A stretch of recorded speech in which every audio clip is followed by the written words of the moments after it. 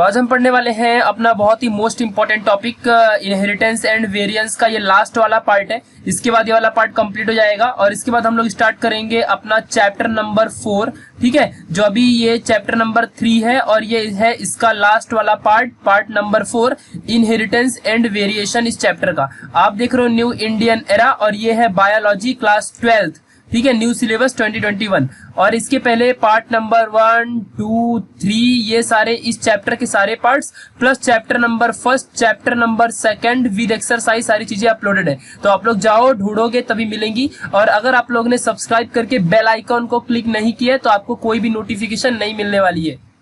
तो प्लीज जाओ और बेल आइकॉन और सब्सक्राइब जरूर कर लो, जिससे कि जो वीडियोस आती हैं आपको पता चले कि हाँ भाई अपलोड हो चुकी है। बहुत सारी वीडियोस ऑलरेडी अपलोडेड रहती हैं और आपको पता ही नहीं लगता है। ठीक है, सो आप मुझसे यहाँ पे कांटेक्ट करके नोट्स वगैरह ले सकते हो। ठीक है, और या फिर आप ईमेल कर सकते हो और अपना पेन एंड कॉपी उठा लीजिए और चलते हैं, हम स्टार्ट करते हैं पढ़ना। तो अभी ये है हमारा इनहेरिटेंस एंड वेरिएशन। इसके पहले Like this video, also subscribe to this channel and press the bell icon for notification. हमने बहुत सारी चीजें देखी थी। हमको पढ़ना है एक्स लिंक्ड इनहेरिटेंस के बारे में।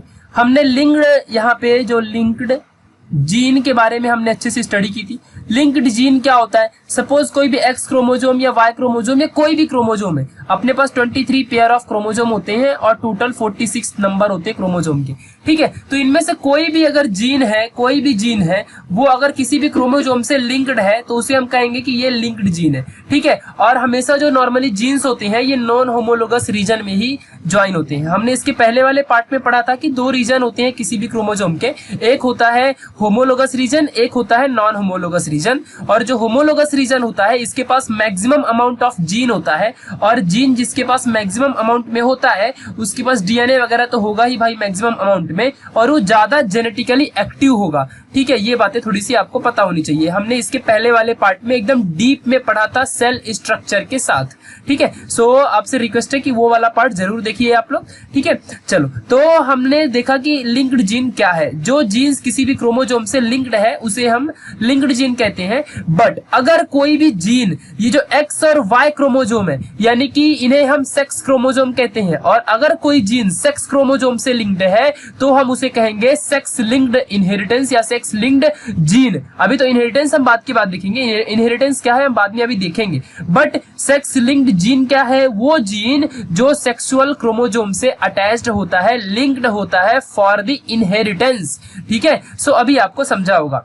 तो आपके क्वेश्चन में भाई एक क्वेश्चन अराइज होगा कि जो ये जीन है वो किसी भी क्रोमोजोम के होमोलोगस वाले एरिया में अटैच होगा या फिर नॉन होमोलोगस वाले एरिया में अटैच होगा? कौन से एरिया में अटैच होगा? सो अभी हम लोग को यहाँ पे देखना है कि जो जीन होता है वो सेक्स क्रोमोजोम्स में हमेशा नॉन होमोलोगस रीजन में ही अटैच होता है।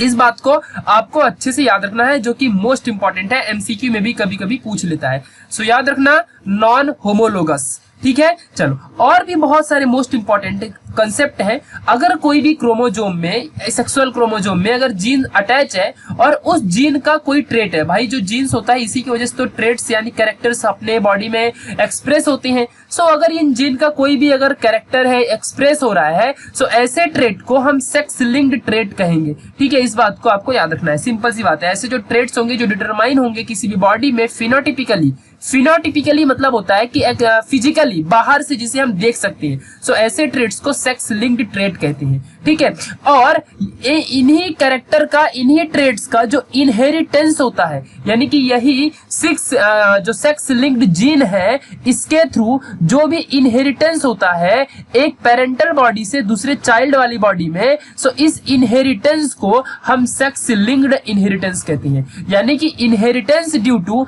Sex linked gene is nothing but sex linked inheritance. समझा कि नहीं अच्छे से? सो ये यहाँ पे मोस्ट इंपॉर्टेंट पॉइंट है, आप लोग पढ़ लेना। ये सारी चीजें आप बोर्ड एग्जाम में एग्जैक्टली यूज कर लोगे, आपको फुल मार्क्स मिलेंगे, कोई भी एक मार्क्स कटने नहीं वाला है, आउट ऑफ मार्क्स आपको मिलेंगे। ठीक है, तो चलो, अभी अपने पास 2 सेक्सुअल क्रोमोजोम थे, एक होता है एक्स, एक होता है वाई। सो जो अगर कोई भी जीन एक्स क्रोमोजोम से अटैच है तो हम उसे कहेंगे एक्स लिंक्ड क्रोमोजोम, अगर कोई वाई से अटैच है तो हम उसे कहेंगे वाई लिंक्ड क्रोमोजोम। अब यहाँ पे आपको एक चीज समझनी है, मेल एंड फीमेल में क्या क्या प्रॉब्लम्स जीन की वजह से होती है और क्या नहीं होती है। मैं आपको बता दूं कि हमेशा मेल में जीनेटिकल प्रॉब्लम बहुत ज्यादा होती है, जबकि फीमेल में ऐसा नहीं होता है। भले वो फीमेल में एक ज्यादा सा बैरियर है जो रिप्रोडक्शन वाला बैरियर है, और जिसकी वजह से हम ऐसा मानते हैं कि ये मतलब बहुत ही ठीक है ऐसा वीक है, बट हमारे पास जो होता है मेल के पास, ये मेल के यहाँ पे जीन्स की प्रॉब्लम ज्यादा होती है, जेनेटिक प्रॉब्लम ज्यादा होती है, और ये हमारे कंट्रोल में भी नहीं होता है। ठीक है, ये बातें ध्यान रखना। तो चलिए अभी हम समझते हैं कि इसका रीजन क्या है कि क्यों मेल ज्यादा ससेप्टिबल होता है टुवर्ड्स दी जेनेटिक प्रॉब्लम्स, जबकि फीमेल ऐसा नहीं होती है। होता है बट कम होता है। ठीक है, तो चलो हम अभी देखते हैं।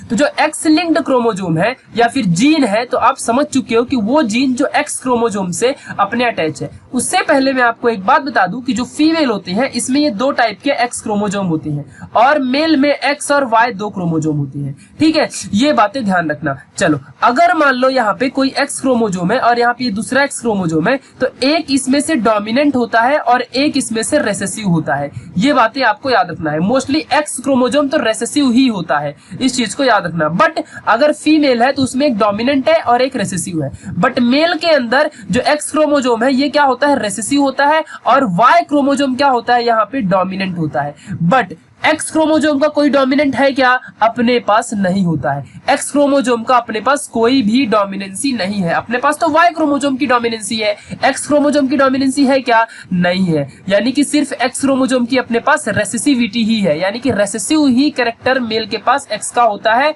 एक्स का कोई डोमिनेंस कैरेक्टर अपने पास नहीं होता है। ये बातें माइंड में लेके चलना। जैसे कि फीमेल में देखो, यहाँ पे फीमेल में एक अगर यहाँ पे रेसेसिव है तो इसका डोमिनेंट सेम एग्जैक्टली एक्स का है, और इसमें वाई है ही नहीं, तो कोई टेंशन ही नहीं है। ठीक है, बट अपने पास एक्स और वाई दोनों होते हैं मेल के पास। सो मेल में यहाँ पे रेसेसिव है, बट इस रेसेसिव का डोमिनेंट नहीं है, वो तो वाई का डोमिनेंट है। समझा कि नहीं अच्छे से? तो ये बातें पॉइंट अच्छे से याद रखना। अभी हम लोग यहाँ पे मोस्ट इंपॉर्टेंट देखते हैं कि जो एक्स लिंक्ड क्रोमोजोम होता है वो हमेशा नॉन होमोलोगस एक्स क्रोमोजोम में ही अटैच होता है। जो एक्स क्रोमोजोम होता है इसके नॉन होमोलोगस रीजन में ही लोकेटेड होता है, ये पॉइंट याद रखना। ठीक है, और इसके पास कोई भी एक्स क्रोमोजोम का कोई भी जो डोमिनेंट, जो यहाँ पे डोमिनेंट या करस्पॉन्डिंग अलील है वो वाई क्रोमोजोम में नहीं होता है। यानी एक्स और वाई का यहाँ कोई रिलेशन ही नहीं है। ठीक है, तो वाई क्रोमोजोम में कोई भी यहाँ पे अलील या जीन्स एक्स का वाई में नहीं होता है मेल के अंदर। इस चीज को आपको ध्यान रखना है। ठीक है, ये किसी के भी अंदर, मतलब अगर एक्स क्रोमोजोम के पास कोई अलील है तो इसका करस्पॉन्डिंग एलील वाई के अंदर बिल्कुल नहीं होगा, चाहे वो मेल हो फीमेल हो। फिलहाल फीमेल में तो वाई होता ही नहीं है, यानी इनडायरेक्टली मेल की बात चल रही है। समझा कि नहीं अच्छे से? तो ये याद रखना। चलो अब हम फीमेल के बारे में पहले समझते हैं कि इनमें क्या प्रॉब्लम होगी अगर इनमें एक्स लिंक्ड क्रोमोजोम है तो। ठीक है, तो ध्यान रखना अच्छे से, यहाँ पे बहुत इंपॉर्टेंट चीज आपको समझनी है। ठीक है, चलो, तो जो फीमेल के अंदर होता है यहाँ पे 2 रेसेसिव सेक्स लिंक्ड क्रोमोजोम होते हैं, और सेक्स रेसेसिव वाला कौन सा होता है, एक्स वाला रेसेसिव होता है, वाई हमेशा डोमिनेंट होता है। तो फीमेल में तो दोनों एक्स ही है, मतलब इनके पास दोनों रेसेसिव है। ठीक है, बट इसमें से एक वाला जो होता है वो डोमिनेंसी के फॉर्म में ऐसा एक्ट करता है। ठीक है, तो जो भी यहाँ पे एक्सप्रेशन होंगे वो सेक्स लिंक्ड ट्रेट्स कहलाएंगे, जो कि हम अब इसके पहले पढ़ चुके हैं कि सेक्स लिंक्ड जीन की वजह से जो भी ट्रेट्स आते हैं ऐसे ट्रेट्स को हम सेक्स लिंक्ड ट्रेट्स कहते हैं। ठीक है, तो ये बातें आपको याद रखनी है। उसके बाद जो यहाँ पे रेसेसिव जीन्स है इनके पास यहाँ पे जो डिफेक्ट होता है, यहाँ पे ध्यान देना बहुत इंपॉर्टेंट है, जो इनके पास डिफेक्ट होता है ये प्रेजेंट होता है अनदर क्रोमोजोम्स में जो कि डोमिनेंट है। अब देखो मैं आपको यहाँ पे समझाता हूँ इस लाइन का मतलब। आप टेक्स्ट बुक में भी जब पढ़ोगे ना तो इसे आपको समझ नहीं पाओगे, बिकॉज थोड़ा सा कंफ्यूज कर दिया है आपके रीडिंग में जब आप करोगे पीडीएफ वगैरह में। ध्यान देना अच्छे से। मान लो एक्स और यहाँ पे एक्स 2 क्रोमोजोम है, ये वाला है रेसेसिव जिसके वजह से आता है डिफेक्ट, ये है रेसेसिव और जिसकी वजह से किसी भी बॉडी में आता है डिफेक्ट। बट उसी टाइम पे फीमेल के अंदर ये है डोमिनेंट, ठीक है, जो कि सारे डिफेक्ट को कैंसिल करता है। ठीक है, ये बातें ध्यान रखना। चलो, तो अभी यहाँ पे मेल में अगर कोई भी ये रेसेसिव क्रोमोजोम आया एक्स वाला, फीमेल में अगर कोई भी डिफेक्ट आया रेसेसिव क्रोमोजोम का, तो इसे मैनेज करने के लिए, इसे मेंटेन करने के लिए एक्स जो दूसरा क्रोमोजोम है ये इसे क्या करेगा, इसे सारे इसके डिफेक्ट को कैंसिल कर देगा। और यही कैंसिलेशन जो होता है इसी की वजह से जो फीमेल की बॉडी होती है ये फिजिकली नॉर्मल होती है और इन्हें कोई प्रॉब्लम जीन्स की नहीं होती है, बिकॉज यहाँ पे रेसेसिव ओनली जीन के कैरियर के फॉर्म में ही काम करता है, जबकि इफेक्ट नहीं दिखा पाता। ठीक है, समझ लो कि किसी की बॉडी में अगर कोई भी बीमारी है, मान लो मैंने बोल दिया कि कोई भी कलर ब्लाइंडनेस की बीमारी है, ठीक है, सी से मैंने दिखाया, और यहाँ पे भी एक सी है, ठीक है, तो ये जो एक्स सी है ये आ तो गया फीमेल में,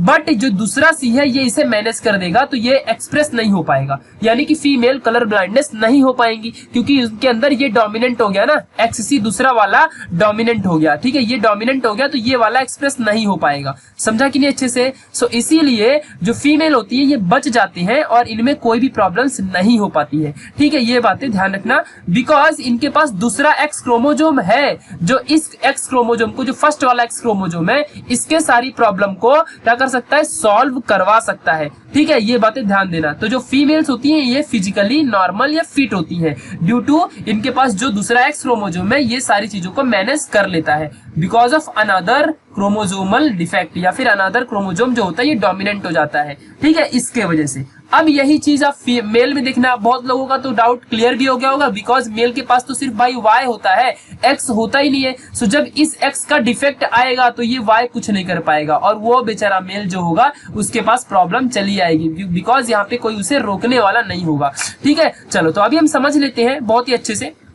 तो जो मेल होता है इसमें ओनली वन एक्स क्रोमोजोम है, जबकि फीमेल में कितने थे, 2 एक्स क्रोमोजोम थे। ठीक है, बट यहाँ पे क्या है, मेल में ओनली एक्स क्रोमोजोम 1 है, तो एक्स वाला तो भाई हमेशा रेसेसिव होता है और इससे हमेशा डिफेक्ट आता है नॉर्मली। ठीक है, और वाई वाला क्या होता है, ये डोमिनेंट होता है। ठीक है, तो ये इसके और एक्स क्रोमोजोम का कोई भी अलील वाई में होता ही नहीं है, ये तो हम जानते हैं, अभी हमने पढ़ा था। ठीक है, तो मतलब वाई वाला कुछ करेगा ही नहीं एक्स के लिए। सो यहाँ पे प्रॉब्लम ये होगी कि जब एक्स वाले का डिफेक्ट कुछ भी बॉडी में आएगा तो वाई वाला कुछ नहीं कर पाएगा, और एक्स का जो बॉडी यहाँ पे अगर डोमिनेंट हुआ एक्स वाला, सो अपने बॉडी के अंदर, मेल की बॉडी के अंदर जो डिफेक्ट आना है वो आ ही जाएगा, उसे कोई रोक नहीं सकता है। ठीक है, ये बातें ध्यान देना। तो यहाँ पे जो एक्स क्रोमोजोम है ये कैरियर के में एक्ट करता है, और जो भी डिफेक्ट आते हैं ना ये फिनोटिपिकली आते हैं, यानी कि बाहर से फिजिकली एक्सप्रेस होते हैं, यानी कि बॉडी में फिजिकली बाहर से दिख जाते हैं सारे ट्रेड्स। ये बातें आपको ध्यान रखना है। और मेल में कोई भी ऐसा डोमिनेंट नहीं होता है, जैसा कि फीमेल में एक एक्स अगर रेसेसिव है तो दूसरा इसका डोमिनेंट हो जाएगा। तो ठीक है, इसमें कोई भी ऐसा डोमिनेंट वाला होता ही नहीं है कि अगर मान लो एक रेसेसिव है तो इसको डोमिनेंट कर सकता हो, दूसरा एक्स उसे मैनेज कर सकता हो। ठीक है, क्योंकि यहाँ पे तो वाई वाला है और वाई वाला एक्स से कोई मतलब ही नहीं है। समझा कि नहीं? इसके लिए सिर्फ यहाँ पे वाई क्रोमोजोम ही मेल में होता है। सो इसीलिए यही रीजन है कि जो मेल है वो इजीली सफर कर सकता है traits like haemophilia, colour blindness, night blindness. ये जो बीमारियां हैं ये इसी एक्स क्रोमोजोम के वजह से किसी भी मेल के अंदर अराइज होती है, बिकॉज इन्हें कोई भी मेंटेन करने के लिए नहीं होता है। ये मोस्ट इंपॉर्टेंट पॉइंट आपको अच्छे से याद रखनी है। ठीक है, ये बातें ध्यान देना, बिकॉज यहाँ पे सिर्फ वाई क्रोमोजोम है और वाई क्रोमोजोम का एक्स से कोई मतलब नहीं है। ठीक है, ये बातें ध्यान देना अच्छे से, बहुत ही इंपॉर्टेंट था। और इसीलिए जो मेल होता है इजीली ससेप्टिबल होता है फॉर एनी जेनेटिकल डिसीजेस। ठीक है, तो ये हो गया सारा एक्स लिंक्ड वाले के बारे में, मतलब अगर कोई भी जीन एक्स से लिंक्ड है तो इससे कौन कौन सी बीमारियां होती हैं। तो याद रखना, एक्स लिंक्ड बीमारियां हैं haemophilia, colour blindness, night blindness, और ऐसे बहुत सारी, मैंने यहाँ पे आपको 3 का एग्जांपल दिया है। ठीक है, तो इन बीमारियों को याद रखना। एग्जाम में पूछा तो आपको बताना है कि एक्स लिंक्ड जो बीमारियां हैं ये कौन सी बीमारियां हैं। ये सारी की सारी पूरी की पूरी एक्स लिंक्ड बीमारियां हैं। अभी हम पढ़ेंगे वाई लिंक्ड के बारे में, और ये बहुत ही इजी है और बहुत शॉर्ट है, इसका कोई इफेक्ट ही नहीं है भाई, बिकॉज जब एक्स का और वाई का कोई मतलब ही नहीं है, और एक्स जो क्रोमोजोम है ये मेल और फीमेल दोनों में होता है, तो यहाँ पे डिफेक्ट के चांसेस ज्यादा हैं। But why only and only mail में होता है, तो इसीलिए, और इसका कोई एक्स से मतलब ही नहीं है, तो वाई वाला का यहाँ पे ज्यादा अपने को डिफेक्ट वगैरह देखने को मिलेगा ही नहीं। ठीक है, बिकॉज इसकी जो पॉपुलेशन ही बहुत कम होती है। ठीक है, क्योंकि एक्स तो भाई मेल फीमेल दोनों में है बट वाई नहीं है। ठीक है, ये बातें ध्यान रखना है। तो जो वाई लिंक्ड यहाँ पे क्रोमोजोम है इसके बारे में अभी हम देखेंगे कि ये जो होता है ये भी नॉर्मली नॉन होमोलोगस रीजन में ही लोकेट होता है, जो वाई क्रोमोजोम है उसके। ठीक है, और ये जो जीन है ये डायरेक्टली इनहेरिट होता है, सीधा इनहेरिट हो जाता है, इससे कुछ फर्क ही नहीं पड़ता है, कोई डिफेक्ट नहीं, कोई क्रॉसिंग ओवर नहीं। ठीक है, कोई भी नहीं, ज्यादा इतना कुछ नहीं। ठीक है, तो यहाँ पे डायरेक्टली इनहेरिट होता है मेल टू मेल, सीधे male to male directly inherit कर देता है, इससे ज्यादा कोई डिफेक्ट वगैरह होता ही नहीं है। ठीक है, तो इसे आपको याद रखना है। चलिए अब हम लोग एक्स लिंक्ड जो बीमारियां हैं इससे होने वाले बहुत सारी बीमारियों के बारे में सीख लेते हैं जो एक्स लिंक्ड क्रोमोसोम के वजह से होते हैं। और ये बीमारी भी नॉर्मली मेल में ज्यादा होती है, फीमेल में बहुत कम होती है। क्यों ऐसा होता है आप जान चुके हो, बिकॉज एक्स क्रोमोसोम है यही बीमारी लेके आता है, और अगर ये फीमेल में गया तो फीमेल के पास दूसरा एक्स क्रोमोसोम है जो कि इसे क्या करेगा, प्रिटेंड कर देगा, रोक देगा। बट अगर यही मेल में आए तो इसके पास तो वाई होता है और वाई इसे रोक नहीं सकता है, बिकॉज वाई के पास कोई भी एक्स के अलील नहीं होते हैं, ना ही कोई भी जीन्स होते हैं। ठीक है, ये बातें ध्यान रखना जो कि उसे डोमिनेंट कर सके, उसके कैरेक्टर जो रेसेसिव थे उन्हें डोमिनेंट कर सके, यही इसका बेस्ट रीजन है। ठीक है, सो जो कलर ब्लाइंडनेस है ये भी normally x linked recessive disorders है, ये बात ध्यान रखना।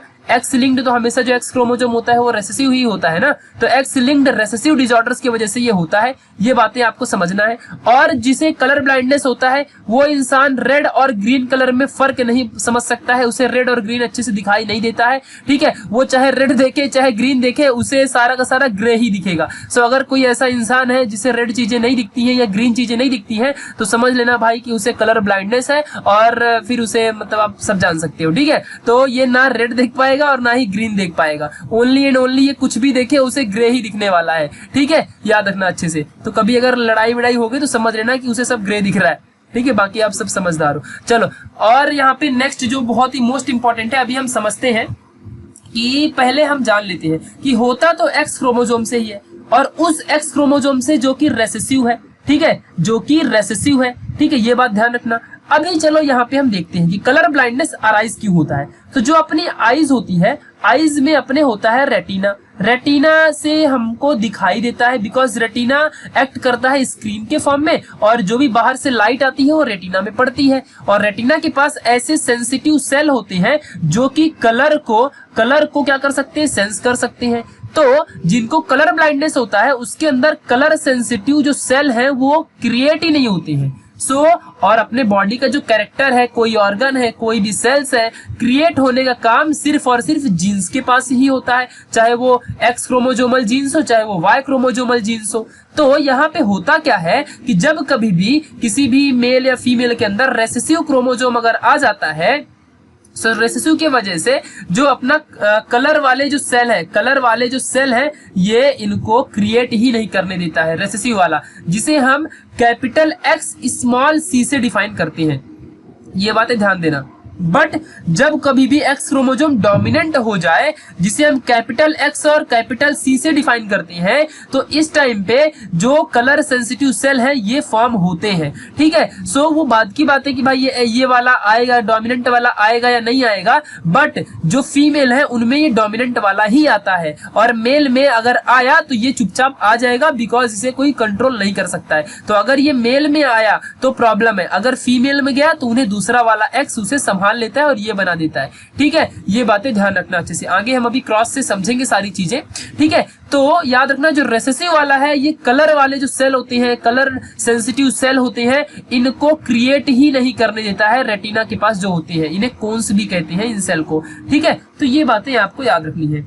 चलो अभी हम लोग यहाँ पे अच्छे से समझते हैं। एक बात तो पक्की हो गई कि एक्स स्मॉल सी ये रेसेसिव होता है, और यही अगर किसी के अंदर आया तो उसके अंदर जो कलर्ड वाले सेल होंगे ये क्रिएट नहीं होंगे। ठीक है, अगर एक्स और कैपिटल सी किसी के अंदर आए तो ये डोमिनेंट होता है, और अगर ये आया तो कलर के जो सेल है ये क्या होंगे, ये फॉर्म होते हैं। ठीक है, ये बातें ध्यान देना अच्छे से। सो मेल के अंदर नॉर्मल वाली कंडीशन कब आएगी, जब उनके अंदर एक्स वाला ये कैपिटल डोमिनेंट आ जाए। आप देख रहे हो वाई तो कुछ करता ही नहीं है, वाई तो कोई भी यहाँ पे अलील दिखाएगा ही नहीं। ठीक है, तो एक्स वाला है, अगर यहाँ पे डोमिनेंट आया तो कोई टेंशन नहीं भाई, मेल बहुत अच्छा होगा।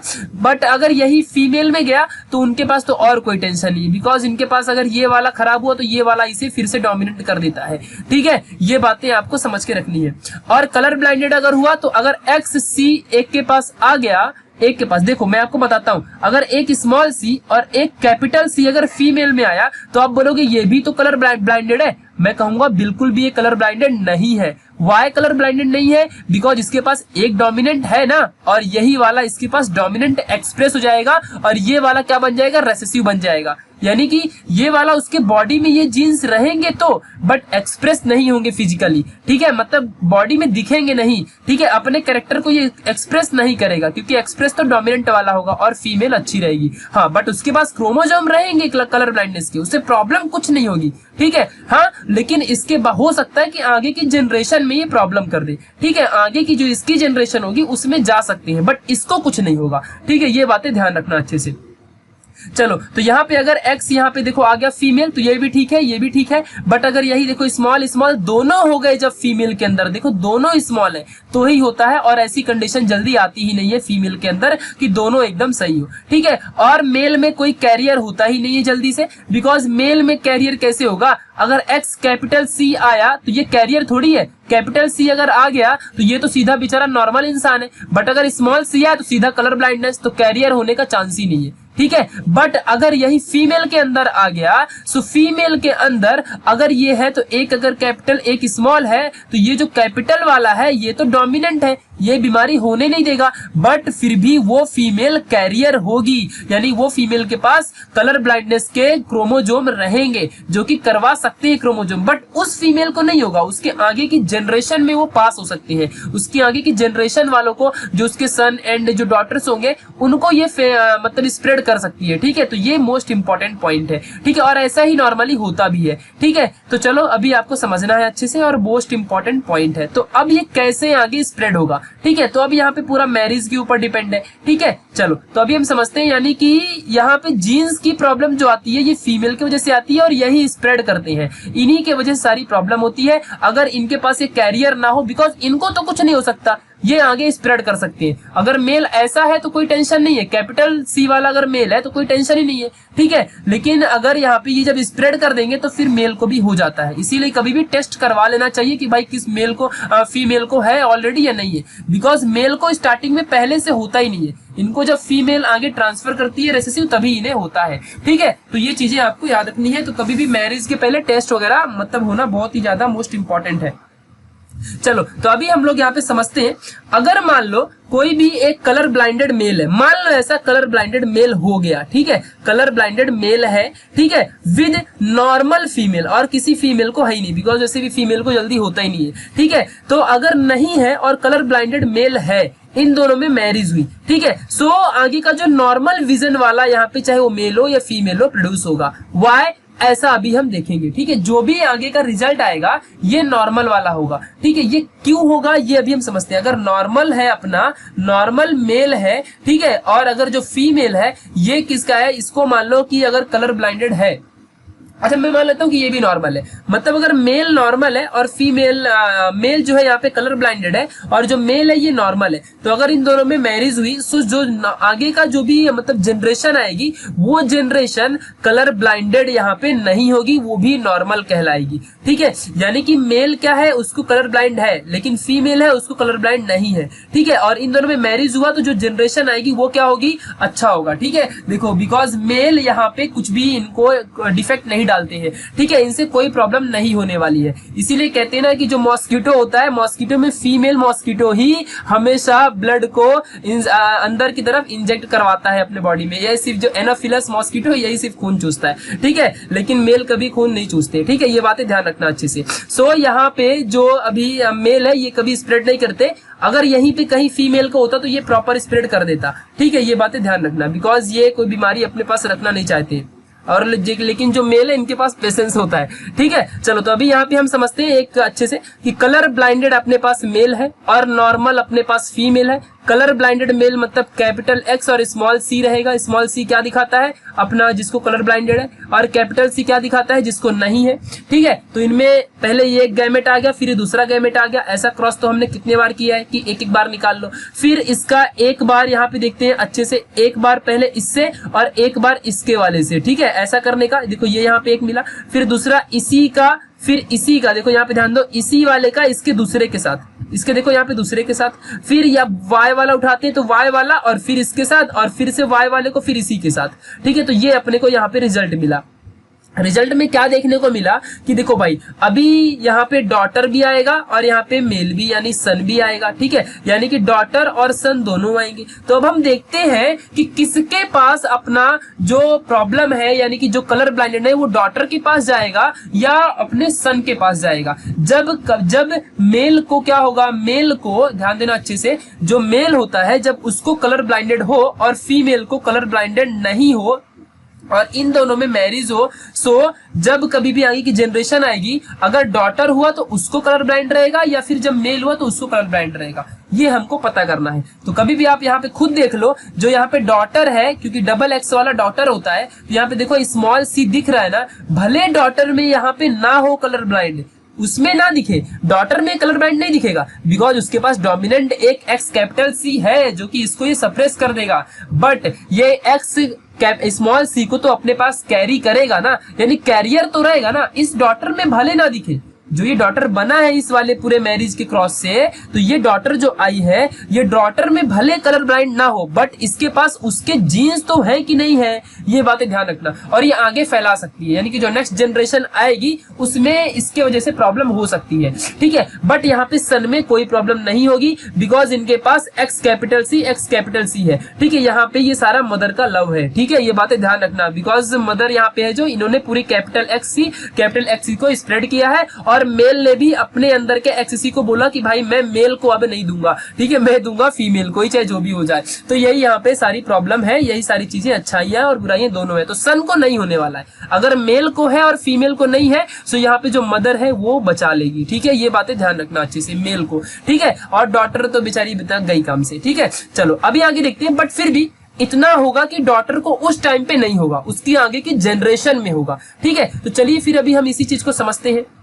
कि अब आगे की जनरेशन, ठीक है, अभी क्या हो चुका है, डॉटर को हो चुका है, ठीक है, बट सन को अभी नहीं है, अभी कोई प्रॉब्लम नहीं, सन में कोई प्रॉब्लम नहीं है, बट डॉटर को हो गया है। अब डॉटर की आगे ही चल के मैरिज हुई और जब ये डॉटर की मैरिज हुई और नॉर्मल मेल से हुई, इस बार डॉटर के पास तो कैरियर है ना, यही देखो आया था ना, डॉटर के पास कैरियर है और इस बार नॉर्मल मेल से इसका क्या हुआ, मैरिज हुआ। सो अब क्या होगा, तो यहाँ पे देखो जरा, आपको जो रिजल्ट मिलेगा, यहाँ पे जो रिजल्ट मिलेगा, तो देखो मेल के पास तो कोई भी नहीं है ना, लेकिन इस बार इस डॉटर के पास जो इसके फादर से आई थी, तो इसके जो आगे की जनरेशन है, ये जनरेशन में इस फादर की वजह से उसकी आगे की जनरेशन डिफेक्ट हुई, समझा कि नहीं। वो जो मेल था जो वहां पे एबनॉर्मल था, उसने आगे की जनरेशन, वो भी डॉटर वाली आगे की जनरेशन में इसने प्रॉब्लम कर दिया, समझा कि नहीं अच्छे से। उसने खुद की जनरेशन को बचा लिया लेकिन आगे की जनरेशन में उसके प्रॉब्लम आ गई, और वो भी किसकी वजह से, डॉटर की वजह से स्प्रेड हुआ, ना कि सन के वजह से, ठीक है। ये बातें ध्यान रखना अच्छे से, जो कि मोस्ट इंपॉर्टेंट है, ठीक है। तो यहाँ पे जब भी कभी भी कोई भी कंडीशन आई, सो यहाँ पे हमेशा याद रखना आप लोग,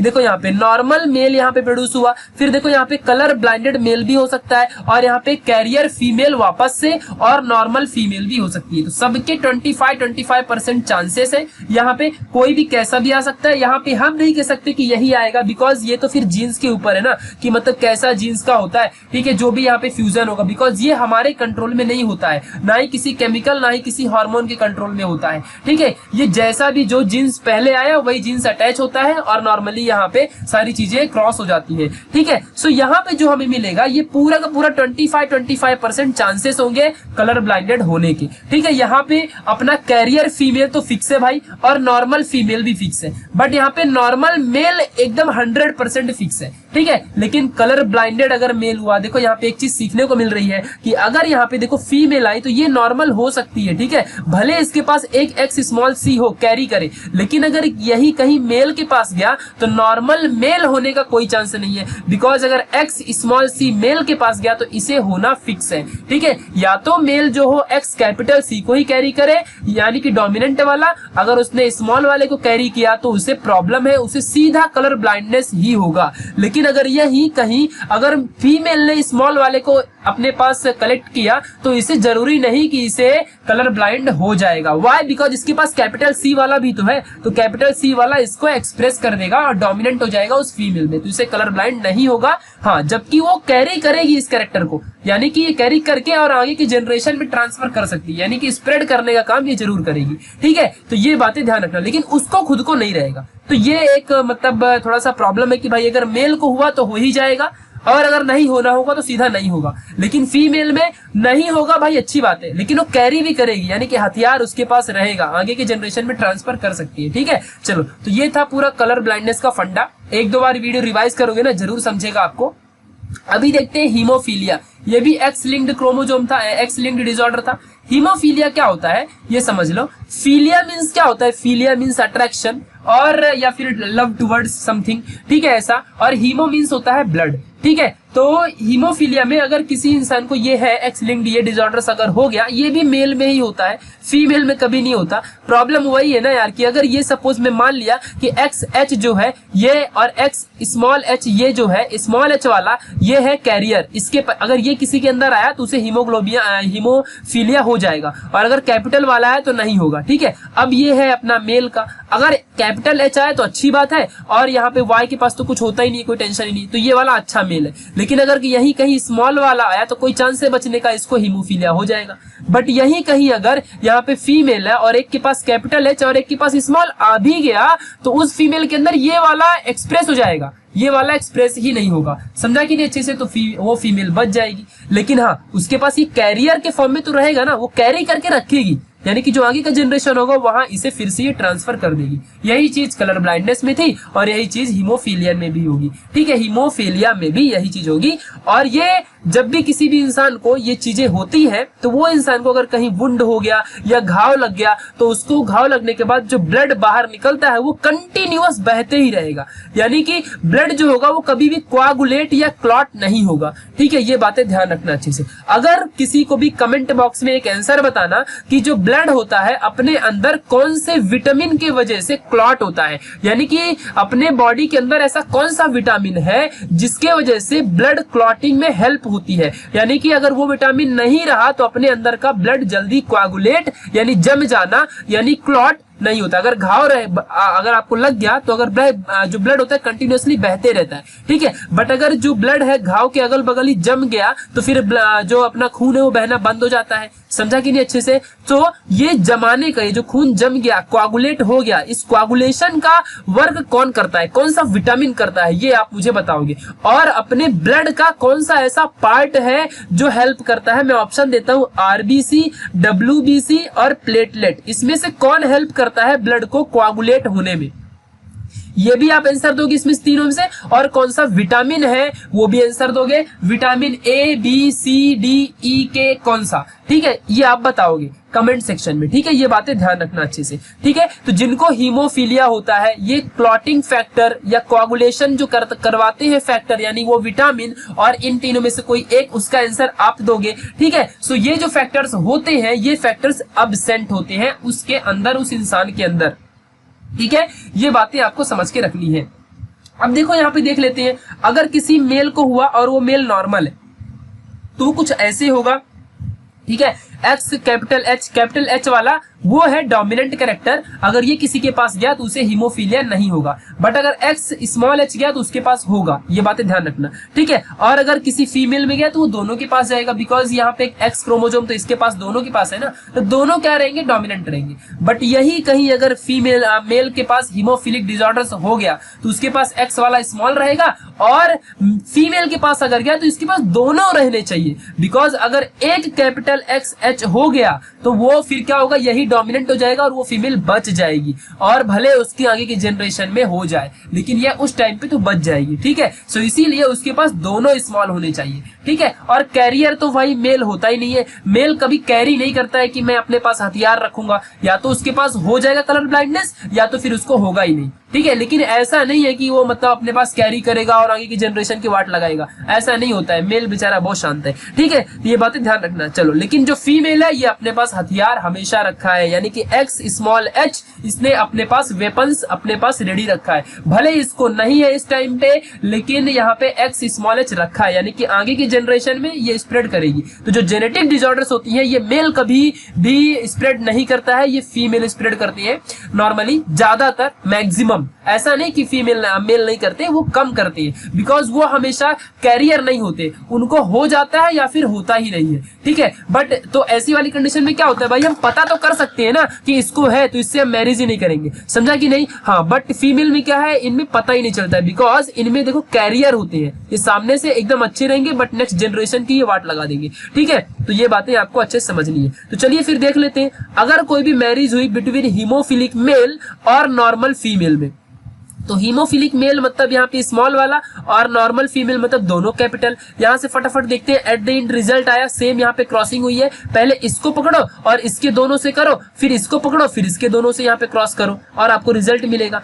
तो यहाँ पे फिर से नॉर्मल यहाँ पे मेल होने वाला है, बिकॉज फिर से यहाँ पे मदर ने जो है अपना काम कर दिया, ठीक है। यहाँ पे मैं डॉटर वगैरह कुछ नहीं कहूंगा, मैं यही नाम यूज करूंगा, मदर ने यहाँ पे हेल्प कर दी और इन्होंने सन को बचा लिया, ठीक है, ये बातें ध्यान रखना। बट यहाँ पे जो मेल है, मेल ने क्या किया, ये भी अपने सन को बचा लिया, इसने भी सन को नहीं दिया लेकिन इसने डॉटर को दे दिया, ठीक है। लेकिन यहाँ पे जो डॉटर है, डॉटर के पास देखो यहाँ पे जो भी कैरियर आया है, इन दोनों पेरेंट्स ने ट्राई किया कि जो डॉटर है, डॉटर को नहीं होना चाहिए, ठीक है, होगा नहीं उस टाइम पे, जब उसकी डॉटर होगी आराम से, जो भी उसकी एज होगी आराम से उसने सर्वाइव करेगी, उसको होने नहीं वाला है, लेकिन वो कैरियर एज अ कैरियर उस कंडीशन को, यानी उस हीमोफिलिक रेसेसिव एक्स क्रोमोसोम को अपने पास रखेगी और वो आगे की जनरेशन में ट्रांसफर जरूर कर देगी, ठीक है। ये बातें ध्यान रखना, भले उस टाइम पे उसको नहीं है, ठीक है। चलो तो अब फिर देखते हैं ये डॉटर जो है ये अभी स्प्रेड करेंगे, तो चलो देखते हैं कैसे। अब वही डॉटर का, वही कैरियर जो डॉटर थी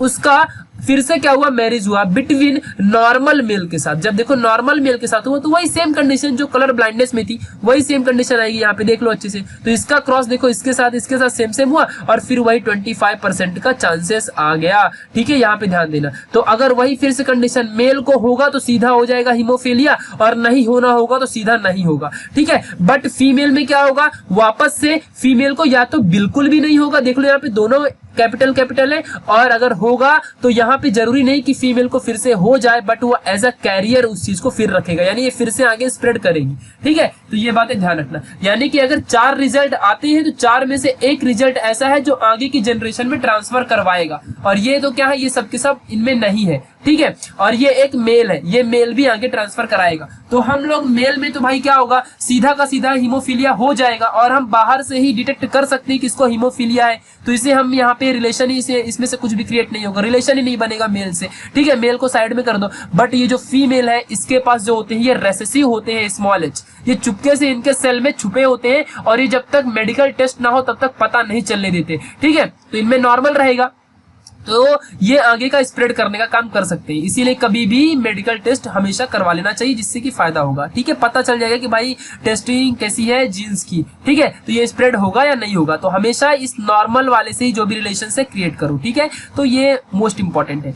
चलिए अब हम लोग यहाँ पे most important topic sex determination के बारे में पढ़ेंगे, यानी कि भाई कोई भी चाइल्ड मेल है या फिर फीमेल है ये पता करने के लिए, ठीक है। तो चलिए अभी यहाँ पे बहुत ही आसान सा है, हम लोग कुछ चीजें समझेंगे, कुछ चीजें और अच्छे से पढ़ेंगे, बहुत ही आएगा, बहुत ही अच्छा सा टॉपिक है, ठीक है। तो कभी भी सेक्स डिटरमिनेशन एक ऐसा मैकेनिज्म है जिसमें हम लोग किसी भी मतलब जो इंसान है या ह्यूमन बीइंग है उसके सेक्स को डिफाइन करते हैं, ठीक है। जो वर्ड एक सेक्स होता है इसका मतलब होता है सेक्सुअल फिनोटाइप। सेक्सुअल फिनोटाइप का मीनिंग है कि जो फिजिकली वो कैसा है, यानी कि उसका जो कैरेक्टर है वो कैसा है, ये फिजिकल कैरेक्टर के ऊपर ये फोकस करता है ये वर्ड सेक्स, ठीक है। इस बात को आपको याद रखना है, बाकी और कोई बड़ी बात नहीं है, ठीक है। इस बात को आपको अच्छे से समझ के रखना है।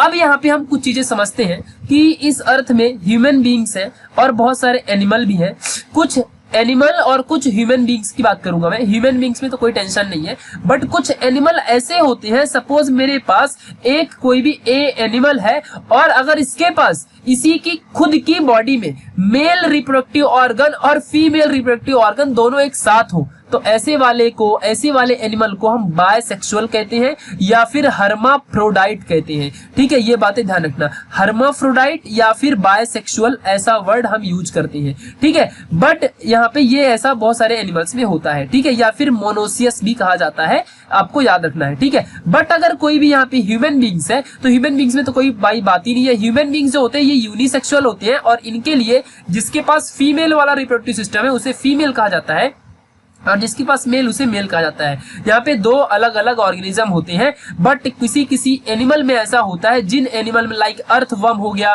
ठीक है, फिर ऐसा ही देखो एक फ्लैमिंगो करके एक मतलब एक एनिमल है, ठीक है, फ्लैमिंगो, तो ये भी आप जानते हो, ठीक है। तो ये सब इन सब जो होते हैं, इन सब में एक ही ऑर्गेनिज्म में दोनों चीज होती है, ठीक है, ये बातें आपको याद रखना। यानी कि मेल और फीमेल रिप्रोडक्टिव सिस्टम एक ही ऑर्गेनिज्म के अंदर, ठीक है। मैं किसी प्लांट की बात नहीं कर रहा हूं, मैं एनिमल्स की बात कर रहा हूं, ठीक है, ये बातें ध्यान रखना। और ह्यूमन बीइंग्स तो यूनिसेक्सुअल और डायोसियस भी इन्हें कह सकते हो, ठीक है, तो इन्हें आपको अच्छे से याद रखना है। चलिए अब हम सेक्स डिटर्मिनेशन की बात करेंगे। तो जो sex determination in human being है, पहले हम इनकी बात करेंगे। ये नॉर्मली टोटल क्रोमोजोम के ऊपर डिपेंड है, ठीक है, क्रोमोजोम नंबर के ऊपर डिपेंड होता है। चलो अभी हम समझेंगे। तो क्रोमोजोम अपने बॉडी में 46 होता है, ठीक है, जिन्हें हम 23 पेयर से भी जानते हैं, इन्हें हम 2n भी लिखते हैं।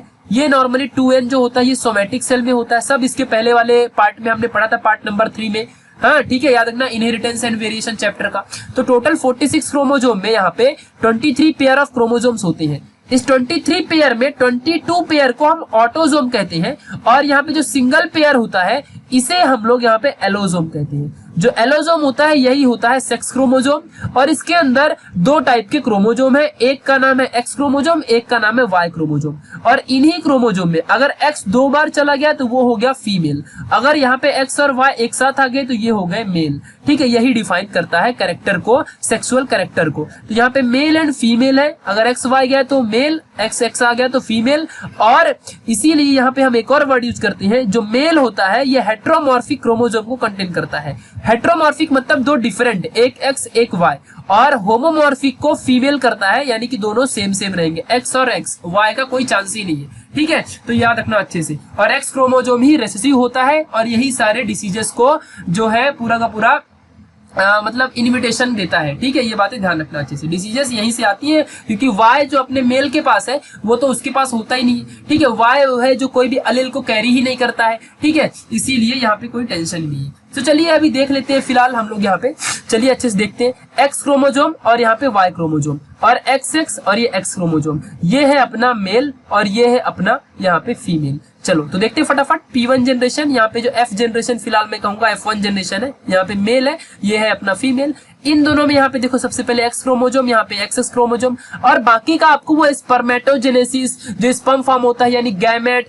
गैमेट में यहाँ पे फिर मेल और फीमेल दोनों का गैमेट, वहां पे फिर 50% यहाँ पे मेल या फीमेल का जो भी रिप्रोडक्शन है चांसेस होते हैं। तो ये सारी चीजें आपको ऑलरेडी मालूम है। स्पर्मेटोजेनेसिस है फिर यानी जिसमें स्पर्म क्रिएट होता है, फिर ऐसे ही फीमेल में जो ओव्यूल क्रिएट होते हैं यानी ओवम्स क्रिएट होता है, ठीक है। तो वो सारा प्रोसेस हम सेकंड चैप्टर में ऑलरेडी पढ़ चुके हैं, तो वो बताने की जरूरत नहीं है। फिर उसके बाद जो जाइगोट होता है फ्यूजन के बाद, तो वो 2n होता है, ठीक है। और जो गैमेट्स होते हैं ये हैप्लॉइड होते हैं, n वाले, तो वो सारी चीजें आपको पता है। हैप्लॉइड में 23 यहाँ पे क्रोमोजोम्स होते हैं और दूसरे में 23 यहाँ पे क्रोमोजोम्स होते हैं, ठीक है। तो ये सारी चीजें आपको ऑलरेडी मालूम है और यहाँ पे कुछ बताने की जरूरत नहीं है, ठीक है। चलो अभी हम यहाँ पे देखते हैं। अभी अगर किसी ने आपके बोल दिया कि मेल आपके पास एक गैमेट है, मान लो ऐसा आपके पास एक मेल गैमेट है, तो चलो मुझे बताओ टोटल कितने क्रोमोजोम हो गए। एक गैमेट की बात कर रहा हूँ, मेल गैमेट में टोटल कितने क्रोमोजोम है, तो आप कहोगे भाई सिंपल सी बात है 23 क्रोमोजोम रहेंगे।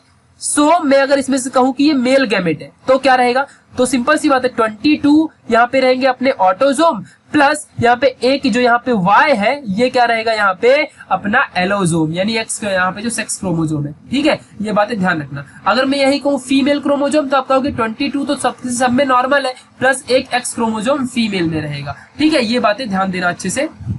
तो ऐसे ही इनका फ्यूजन होता है और ऐसे ही इनमें क्रिएशन होता है, ठीक है। चलो अभी हम यहाँ पे अच्छे से समझते हैं जो कि मोस्ट इंपॉर्टेंट है। तो देखो यहाँ पे गैमेट्स बन गए मेल के, यहाँ पे गैमेट्स बन गए फीमेल के, दोनों में हो गया फर्टिलाइजेशन, और फर्टिलाइजेशन आफ्टर फर्टिलाइजेशन यहाँ पे देखो क्या हो रहा है। अभी देखो समझना अच्छे से, ये आ गया एक्स क्रोमोजोम, ये आ गया वाई क्रोमोजोम, यहाँ पे फीमेल का एक्स एक्स और एक्स एक्स क्रोमोजोम दोनों में हुआ यहाँ पे कॉम्बिनेशन। तो यहाँ पे देखो क्या बन रहा है X X X Y X X X Y, ठीक है। तो यहाँ पे टोटल 50% चांसेस है मेल और फीमेल आने के। वाई देखो यहाँ पे मेल भी 2 बार बन रहा है और यहाँ पे फीमेल भी 2 बार बन रहा है, और ये हमने अच्छे से देखा है भाई, ये F1 जनरेशन में यहाँ पे अच्छे से हमने सारी चीजें पढ़ी हैं। ठीक है, यहाँ पे जो P जनरेशन है, यहाँ पे जो भी P जनरेशन है, यहाँ पे फॉर्मेशन होता है सारी चीजों का, जो गैमेट्स है इनका फॉर्मेशन होता है। और इसके बाद जो F1 जनरेशन आई, यहाँ पे आप देख सकते हो कि यहाँ पे 50-50% चांसेस है किसी भी मेल या फीमेल के, मेल और फीमेल दोनों 1:1 रेशियो में होते हैं सेक्स रेशियोज में, तो इसे आपको याद रखना है। अब यहाँ पे ध्यान दो, एक चीज हम यहाँ पे बात करेंगे जो कि इंडिया में जो है हिस्टोरिकल और ये बहुत सारे कंडीशंस है जहाँ पे हम लोग हमेशा फीमेल को नॉर्मली यहाँ पे हम लोग ऐसा बोलते हैं कि इसी की वजह से सारी प्रॉब्लम हो रही है इन दी सेक्स डिटर्मिनेशन। तो यहाँ पे एक चीज हम लोग क्लियर कर लेते हैं, because we are the science student. So इसके लिए मोस्ट इंपॉर्टेंट भाई, जो मेल एंड फीमेल है इसका सिर्फ ये वाई ही एक ऐसा फैक्टर है जो डिसाइड करता है। और वाई किसके पास है? मेल के पास है। फीमेल के पास ऐसा कुछ है क्या? भले वो डिसीजेस की बात छोड़ दो, अभी हम यहाँ पे सेक्स डिटर्मिनेशन यानी मेल एंड फीमेल होने की बात कर रहे हैं। ठीक है, तो वाई का जो फैक्टर है ये ओनली एंड ओनली किसके पास है? सिर्फ मेल के पास है। ठीक है, तो मेल के पास यहाँ पे देखो एक्स वाई भी है और एक्स भी है। तो अगर मेल ने एक्स वाले को दे दिया तो यहाँ पे देखो क्या होगा। देखो सबसे पहले होता क्या है, एक एक्स क्रोमोजोम आया और यहाँ पे एक्स क्रोमोजोम है और यहाँ पे XY क्रोमोजोम आया। ठीक है, अगर मेल ने अपने और यहाँ से एक एक्स निकला और यहाँ से अब क्या निकलेगा वो डिसाइड करेगा। ठीक है, ध्यान देना अच्छे से। ठीक है, ये जो फीमेल है यहाँ से एक ही क्रोमोजोम सामने आएगा ना, जो कि एक्स क्रोमोजोम है, और यहाँ ये देखो अपना ये मेल है। मेल में से अब अगर एक्स आ गया, अगर एक्स आया तो ये बन जाएगा फीमेल, अगर वाई आता तो ये बन जाता मेल। तो यानी कि डिसाइड कौन कर रहा है जेंडर को? मेल डिसाइड कर रहा है। समझा कि नहीं? So hence father is responsible for determination of sex of a child not the mother. ठीक है, इस चीज को याद रखना। और इसी प्रॉब्लम से इंडिया में जो सोसाइटी है यहाँ पे ऑलरेडी बहुत ही पहले से यहाँ पे प्रॉब्लम चली आ रही है कि अगर सपोज हर टाइम पे जो भी कपल्स हैं उन कपल्स में अगर किसी को भी कंटिन्यूअसली अगर फीमेल का प्रोडक्शन हो रहा है, सो यहाँ पे जो मतलब सारी जो प्रॉब्लम्स हैं वो हमेशा ऐसा कहा जाता है कि नॉर्मली ये ड्यू टू फीमेल्स की वजह से ऐसा हो रहा है, बट ऐसा बिल्कुल भी नहीं है। ये ओनली एंड ओनली मेल के डिसीजन के ऊपर डिपेंड है। बट अभी मैं अभी यहाँ पे सारे जो मेल है उनका जो सिक्योरिटी है प्रिवेंशन करूंगा, बिकॉज वाई यहाँ पे मेल की भी कोई प्रॉब्लम नहीं है, बिकॉज यहाँ पे ओनली उनके जीन्स की प्रॉब्लम है। सो किसी मेल को ब्लेम मत करना, वाई क्रोमोजोम की प्रॉब्लम है, बिकॉज यहाँ पे वाई क्रोमोजोम एक्ट करता है सारे रोल को और ये हमारे ऊपर डिपेंड नहीं है। बिकॉज एक बार मेल ने सारे जो स्पर्म है उसे इजैकुलेट कर देता है और उसके बाद उससे कोई मतलब नहीं होता है। ठीक है, तो बाद का काम तो उसका वाई क्रोमोजोम करता है। अगर वाई क्रोमोजोम गया और उसने अगर कुछ किया तो मेल बनेगा, अगर एक्स गया तो फीमेल बनेगा, तो उससे इससे कोई मतलब ही नहीं है। तो मेल जो क्रोमोजोम है यहाँ पे मेल भी कोई फर्क नहीं पड़ता है इसके वाई क्रोमोजोम से। तो भाई जाओ लड़ना है जिसे, वो अपने उसके क्रोमोजोम से लड़ो, उससे क्या फर्क पड़ता है। ठीक है, वो बात की बात है कि कौन प्रोड्यूस करता है। ठीक है, ये बातें ध्यान रखना है। तो वहां पे फ्यूजन किसी का भी हो सकता है। ये जीन्स की पूरी जो भी कहानी है, जीन्स का पूरा यहाँ पे सुप्रीमेसी है। किसी का भी यहाँ पे कोई भी अधिकार हक राइट्स नहीं है कि हम कौन सा फ्यूजन करवा दें। ठीक है, ये बातें ध्यान रखना। हाँ, फिर साइंस की टेक्नोलॉजीज अलग है जो हम यूज कर सकते हैं, वो बात की बात है। ठीक है, चलो अभी हमने मेल की बात कर ली अच्छे से, अब हम बर्ड्स की बात करेंगे। अब आपको लग रहा होगा कि यार मेल की हम लोग देख रहे हैं वही बहुत है, अब यहाँ पे चूहे बिल्ली का क्यों दिखा रहे हो। ठीक है, तो चलो अब हम क्या कर सकते हैं, अपने सिलेबस में एग्जाम में 3 to 5 मार्क्स को आ सकता है, तो जिसको मार्क्स चाहिए वो पढ़ो, जिसको नहीं चाहिए निकल जाओ। ठीक है, तो क्या कर सकते हैं, तो सबको मार्क्स चाहिए ही, पढ़ोगे ही, और बहुत आसान है, अभी फट से समझ जाएगा। और बर्ड्स के बारे में भी जानना बहुत इंपॉर्टेंट है। ठीक है, क्योंकि वो भी अपने इन्वायरमेंट के पार्ट है। तो जो सेक्स डिटर्मिनेशन होता है इनमें, ये ZW और ZZ टाइप का था। ठीक है, टाइप का होता है। और जो मेल है यानी ह्यूमन बींग्स है उसमें XX और XY टाइप का होता है। ये बातें ध्यान रखना अच्छे से। ठीक है, और जो बर्ड है, बर्ड में ZW और ZZ टाइप का होता है, जिसमें से जो ZZ टाइप है ये फीमेल होता है, मेल होता है, और ZW टाइप ये फीमेल होता है। ये बातें आपको याद रखनी है। उल्टा है, देखो मैं फिर से बता देता हूँ, XX XY ये मेल की बात कर रहा हूँ, तो ये हो गया फीमेल, ये हो गया मेल। बट यही ध्यान देना अच्छे से, यहाँ पे अगर मैं बर्ड की बात करूं तो ZW जो होगा उल्टा वाला, ये यहाँ पे क्या होगा, फीमेल होगा, और जो ZZ टाइप है ये यहाँ पे मेल होगा। ठीक है, अब आपको समझ गया होगा। जो सिमिलर है बर्ड, अगर सिमिलर चीजें किसी ह्यूमन बीइंग में हुई तो वो फीमेल कहलाएगी, बट अगर यही बर्ड्स में हुआ तो वो मेल कहलाएगा। ठीक है, ये बातें ध्यान देना। यानी कि यहाँ पे जो मेल का काम कर रहा है, यहाँ पे फीमेल का काम यहाँ पे कर रहा है, जो यहाँ पे अपना ह्यूमन बीइंग्स में, वही वहाँ पे मेल का काम करता है। समझा कि नहीं अच्छे से, ये बातें ध्यान देना तो मोस्ट इंपॉर्टेंट है। और बाकी तो सारा क्रोमोसोम सारी चीजें 2n ही होता है, यहाँ पे याद रखना अच्छे से, बाकी सारी चीजें एकदम फिक्स है। तो चलो अभी हम देख लेते हैं फटाफट। तो जो मेल है यहाँ पे 2n यहाँ पे जाइगोट, यहाँ पे सारी चीजें हैं, देखो यहाँ पे 2n डबल n, और यहाँ पे ZZ ये मेल का यहाँ पे कैरेक्टर है, और यहाँ पे फीमेल है ये 2n, और यहाँ पे ZW इसका कैरेक्टर है। दोनों में अभी होगा क्रॉस। अभी देखो यहाँ पे 2n प्लस ZZ है, अभी ये अपना क्या था, पूरा गैमेट था, मतलब पूरा एक मेल है, ये पूरा एक मेल का है। इससे जब गैमेट बनेगा तो क्या बनेगा, एक n प्लस एक ZZ, एक ही Z सिंगल, एक Z आएगा, समझा कि नहीं अच्छे से, एक ही Z आएगा। तो ये क्या होगा अपना, ये अपना गैमेट होगा। किसका गैमेट होगा, ये गैमेट होगा मेल का। देख रहे हो आप यहाँ पे एक गैमेट्स आया है, समझा कि नहीं अच्छे से। ऐसे ही सिमिलरली फीमेल में भी दोनों का हुआ क्रॉस, तो यहाँ पे अगर ये कंडीशन आई तो फीमेल, अगर ये कंडीशन आई तो मेल, समझ सकते हो आप लोग, ठीक है। इसका क्रॉस इसके साथ, इसका क्रॉस इसके साथ, ठीक है। तो ये चीजें आपको समझनी है, और यही यहाँ पे फीमेल बर्ड क्रिएट होगा। तो बहुत ही आसान सा है, क्रॉस है, आपको सारी चीजें समझ जाएंगी, बहुत ही आसान सा है। चलो अभी हम हनी बी की बात कर लेते हैं। हनी बी में भाई क्या होता है, और एट द एंड इस चैप्टर के हम लोग बहुत ही मजेदार चीजें समझेंगे। हनी बी में देखो सबसे पहले समझते हैं क्या होता है। हनी बी के अंदर याद रखना हमेशा हैप्लोडिप्लॉइड टाइप होता है, हैप्लोडिप्लॉइड टाइप। अब आपको यहाँ पे बहुत ही जान के बहुत ही अजीब सा लगेगा, हैप्लोडिप्लॉइड मतलब क्या, कि देखो अपने में क्या होता है, जाइगोट होता है ना, जाइगोट क्या होता है, डिप्लॉइड होता है, और बाकी जो मेल और फीमेल जो गैमेट्स हैं ये हैप्लॉइड होती है।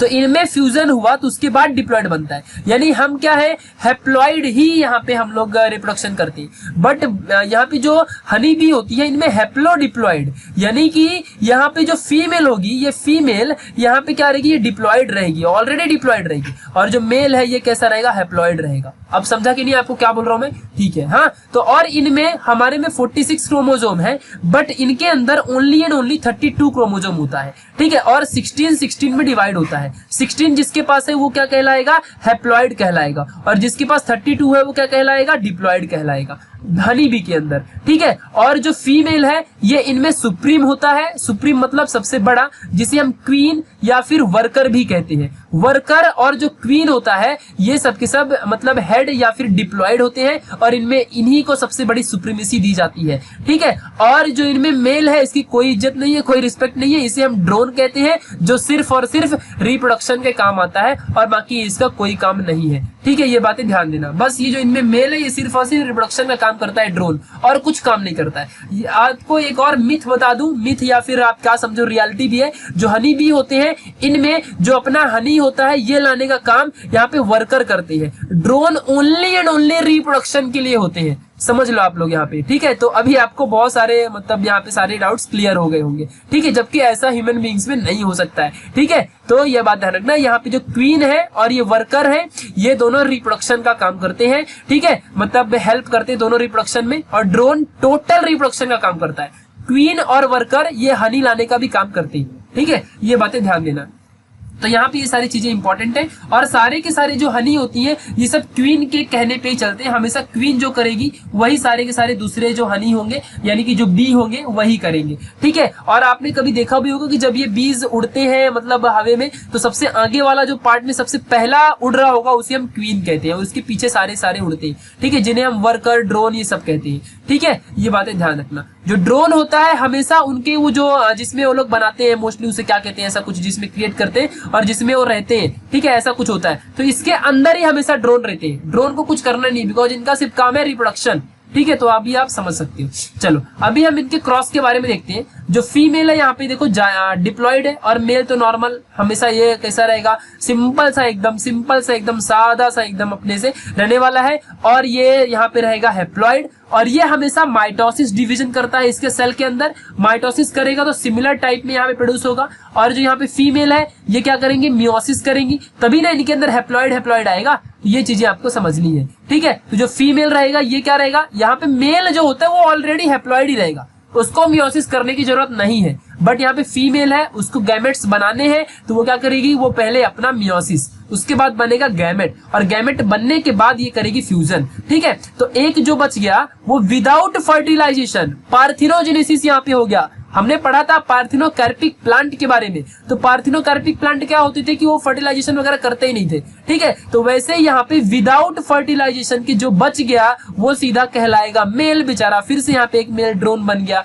और जिसने यहाँ पे कर दिया मतलब फर्टिलाइजेशन वो बन गया फीमेल, वापस से बनेगा ये क्वीन, ठीक है। तो इसे आपको समझना है, ये मोस्ट इंपॉर्टेंट पॉइंट था। तो ये बहुत ही अच्छा सा यहाँ पे हनी बीज में होता है, और बहुत इंटरेस्टिंग फैक्ट था, ठीक है, चलिए अभी हम फटाफट यहाँ पे देख लेते हैं जेनेटिक डिसऑर्डर्स के बारे में। जेनेटिक डिसऑर्डर्स को दो टाइप में डिवाइड किया गया है, एक है मेंडेलियन और एक है क्रोमोसोमल। जो मेंडेलियन होता है ना, ये हमेशा म्यूटेशन या फिर अल्टरनेशन ऑफ जीन्स की वजह से होता है। म्यूटेशन या अल्टरनेशन ऑफ जीन्स का मतलब है कि जीन्स में कुछ इधर उधर हो जाना, यानी कि एडिशन समथिंग या फिर subtraction in something genes, gene में कुछ कम या ज्यादा होते तो 46 ही है, कभी 47 हो जाए तो कम हो गए, कभी 45 हो गए ये कम हो गए, तो ये कम ज्यादा एडिशन डिलीशन ये सब मेंडेल की वजह से होता है। ठीक है, फिर ऐसे ही यहाँ पे मतलब ये सारा अल्टरनेशन या म्यूटेशन, म्यूटेशन कहने का मतलब है कि कभी भी जीन से कोई भी इनमें मॉडिफिकेशन हो जाना। जो जीन्स है उसमें नंबर चेंज नहीं होते, नंबर अल्टर नहीं होते, मैं पहले बता रहा हूँ ये नंबर अल्टर नहीं होते, नंबर तो ये क्रोमोसोम में अल्टर होते,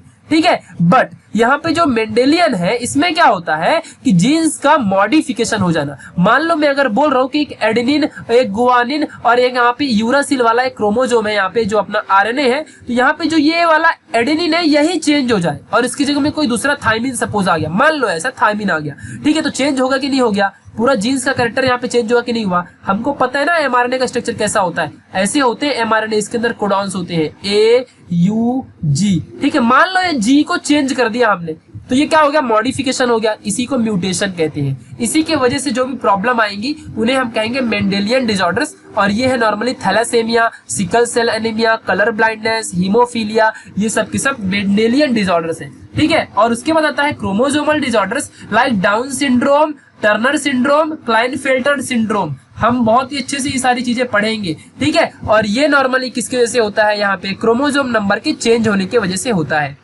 तो चलिए लाइन से पढ़ लेते हैं। पहला है थैलेसीमिया। अब ये बहुत ही इंपॉर्टेंट है, आपको सारी चीजें समझनी है।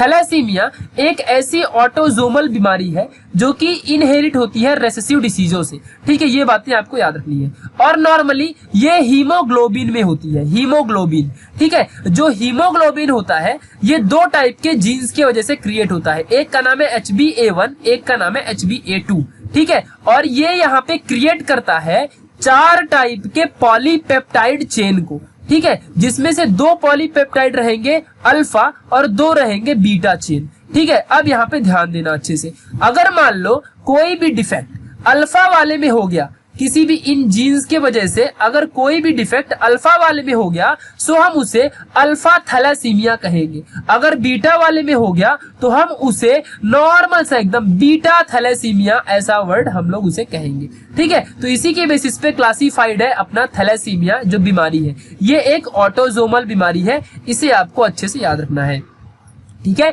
इस बीमारी में क्या होता है हम अभी समझेंगे, बट कैसे होता है पहले वो जान लो, ठीक है। इस बीमारी में मोस्टली डिलीशन और म्यूटेशन होता है जीन्स का, यानी जीन्स के नंबर उतने ही रहेंगे बट जीन्स में मॉडिफिकेशन हो जाएगा। अब ये वो चाहे अल्फा वाले पॉलीपेप्टाइड चेन में हो हीमोग्लोबिन के, और चाहे बीटा वाले पॉलीपेप्टाइड चेन में हो, यानी जो हीमोग्लोबिन होता है उसके पास 2 टाइप के यहाँ पे चेन है, 2 अल्फा चेन और 2 बीटा चेन होते हैं। अगर अल्फा चेन में हुआ तो अल्फा यहाँ पे थैलेसीमिया, बीटा चेन में हो तो बीटा थैलेसीमिया, ये बातें आपको याद रखनी है। अगर ये बीमारी किसी को होती है तो उसके अंदर एनीमिया हो जाता है, यानी खून की कमी, फिर येलो स्किन होने लगती है, यानी जब खून ही नहीं रहेगा तो येलो बॉडी पूरी रहती है, फिर changes in shape of RBCs, फिर इसके अंदर जो ग्रोथ रेट होता है बॉडी का वो डेवलपमेंट होना कम हो जाता है, यूरिन डार्क हो जाती है, ब्लड का जो ट्रांसफ्यूजन होता है ट्रांसफ्यूजन बहुत कम हो जाता है। सिकल सेल एनीमिया लाइक बीमारी यहाँ से पूरी डिफरेंट है, आपको उसी से कनेक्ट नहीं करना है। सिकल सेल एनीमिया पूरी टोटल डिफरेंट बीमारी है जिसमें आरबीसी यहाँ पे कम नहीं होते, आरबीसी का शेप ही चेंज हो जाता है, ऐसा कुछ हो जाता है, ठीक है। ये होता है सिकल सेल एनीमिया में। तो एनीमिया और सिकल सेल एनीमिया डिफरेंट है। एनीमिया में खून की कमी हो जाती है और सिकल सेल एनीमिया में वो यहाँ पे जो ब्लड है वो कम नहीं होगा, लेकिन ब्लड का शेप ही कम हो जाता है। ब्लड का जो साइज है, शेप है, वो कुछ ऐसा डंबल शेप में ऐसा समथिंग हो जाता है, जबकि उसे राउंड रहना चाहिए था, ठीक है। तो ये था थैलेसीमिया बीमारी जो इसमें ये सिम्टम्स होती हैं। अब यहाँ पे चाइनीज का फेस दिख रहा है, इसका फेस इतना देखो, इसकी आंखें कितनी खुली हुई जितनी हम सोते हुए खोल के रखते हैं, आपको दिख रहा होगा यहाँ पे, ठीक है। ये यहाँ पे जाग रहा है, यहाँ पे देखो कितनी छोटी छोटी खोल के रखा है, हम लोग तो इतनी जब सोते हैं तभी खुली रहती है हमारी, ठीक है। चलो फिर भी देखते हैं बेचारे को क्या है। इसको हो गया डाउन सिंड्रोम, इसको हो गई बीमारी, ठीक है। कौन सी बीमारी? डाउन सिंड्रोम हो गया, ट्राइजोमी। बहुत लोग ने इसके पहले के वीडियो में आंसर दिया था, हमने पूछा था कि ट्राइजोमी की कौन कौन सी बीमारियां हैं। तो यहाँ पे डाउन सिंड्रोम हुआ है, ये क्या होता है ये समझते हैं हम लोग। हम लोग ना देखो यहाँ पे हम लोग अच्छे से देख लेते हैं, बहुत ही अच्छे से देखो। तो हमारे पास 1 से लेके 23 पेयर तक क्रोमोजोम है। हर एक पेयर में 2-2 क्रोमोजोम होते हैं, XY ऐसा, XY बहुत सारे क्रोमोजोम है अपने पास, ठीक है। ऐसा सबके पास क्रोमोजोम होती है टोटल 1 से लेके 23 तक। उसमें से जो ये 21 नंबर वाला क्रोमोजोम है, 21 नंबर वाला क्रोमोजोम है, इसमें एक एक्स्ट्रा क्रोमोजोम आ जाता है। समझा कि नहीं अच्छे से? यहाँ पे देखो 2-2 क्रोमोजोम है, जो भी क्रोमोजोम होंगे XY AB Z जो भी क्रोमोजोम होंगे, बट 21 नंबर वाले क्रोमोजोम में एक एक्स्ट्रा क्रोमोजोम आपको दिख रहा होगा। सब में 2-2 का पेयर है। यहाँ पे देखो एक पेयर यहाँ पे, एक पेयर यहाँ पे, एक पेयर यहाँ पे, बट इस वाले में 3 पेयर आ गए और यही डिफेक्ट करता है डाउन सिंड्रोम का, ठीक है। अभी आपको सारी चीजें समझ गई होंगी। यानी कि 21 नंबर क्रोमोजोम में यहाँ पे एक एक्स्ट्रा एक्स क्रोमोजोम या एक एक्स्ट्रा कोई भी क्रोमोजोम आके क्रिएट हो जाता है, ठीक है। ये बातें आपको ध्यान रखनी है। और ये सिर्फ और सिर्फ किस लिए होता है? ये बीमारी होती नहीं है, इसे लाई जाती है। ये उसी चाइल्ड या सन में होता है जिसमें से जो फीमेल की एज नॉर्मली 45 और वो तब रिप्रोडक्शन करे, ठीक है। उसी में ये जो मतलब डिसीज होती है उसी में होती है, ठीक है। ये बातें ध्यान देना, यानी कि लेट रिप्रोडक्शन की वजह से होता है ऐसा, ठीक है। चलो अभी आपको सारी चीजें समझ गई होंगी। और इसे हम ट्राइसोमी कहते हैं, यानी कि ऑलरेडी अपने पास यहाँ पे 2n तो ऑलरेडी है, 2n ऑलरेडी है, इसमें एक एक्स्ट्रा आ जाए, वो भी कौन से नंबर वाले में? 21 नंबर वाले क्रोमोजोम में। तो अभी आपको ये समझ गया होगा, ठीक है। चलो नेक्स्ट देखते हैं टर्नर सिंड्रोम के बारे में। ये क्या होता है भाई? तो टर्नर सिंड्रोम ये एक ऑटोजोमल बीमारी है। ये ऑटोजोम्स में होती है। ऑटोजोम्स यानी कि वो जो 22 पेयर है other than sex chromosome XY वाले, ठीक है, उनको छोड़ के उनमें होती है ये डिसऑर्डर्स। ये बातें आपको अच्छे से याद रखनी है। और इसमें एक X क्रोमोजोम कम हो जाता है, ठीक है, कम, यानी 44 है तो इसमें देखो यहाँ पे एक XY ऐसा कुछ आना चाहिए था ना, यानी कि 44 प्लस XY या फिर XX कोई भी आ जाए भाई तो मेल फीमेल बन जाएगा। बट इसमें से एक यहाँ पे ये एक क्रोमोजोम गायब हो जाता है, यानी कि ओनली एंड ओनली टोटल अगर मैं कहूँ तो 45 क्रोमोजोम ही बनते हैं, ठीक है। तो ऐसा होता है टर्नर सिंड्रोम में, यानी कि एक्स क्रोमोजोम एक ही रहता है और दूसरा क्रोमोजोम आ ही नहीं पाता है। और ये नॉर्मली फीमेल्स में ही ऐसी बीमारी होती है, बिकॉज यहाँ पे सिर्फ एक्स ही अगर रहेगा तो वो सिर्फ फीमेल ही बनेगा ना, बिकॉज सिर्फ वाई ही ऐसा है जो मेल बनाता है, ठीक है। तो जब वाई होता ही नहीं तो मेल कैसे बनेगा? तो ये फीमेल में बीमारियां ज्यादा होती है। जो टर्नर सिंड्रोम है ये नॉर्मली फीमेल में होता है, ठीक है। ये बातें ध्यान रखना। और ऐसा जिस भी फीमेल में होता है उनकी जो हाइट है वो स्टेचुरी ऐसा शॉर्ट हो जाती है, शॉर्ट यानी छोटे, वेब्ड नेक होती है और पोस्टीरियर हेयर लाइन। गूगल में जाओ सर्च करना और ऐसे फीमेल आपको दिख जाएंगे। इनमें ब्रेस्ट वगैरह का कोई भी डेवलपमेंट या फिर ओवरीज वगैरह कुछ भी डेवलपमेंट नहीं होता है, सीधा सपाट रहता है, ठीक है। ये बातें आपको समझना है। चलो अभी यहाँ पे हम लोग देखते हैं सबसे मोस्ट इंपॉर्टेंट क्लाइनफिल्टर सिंड्रोम।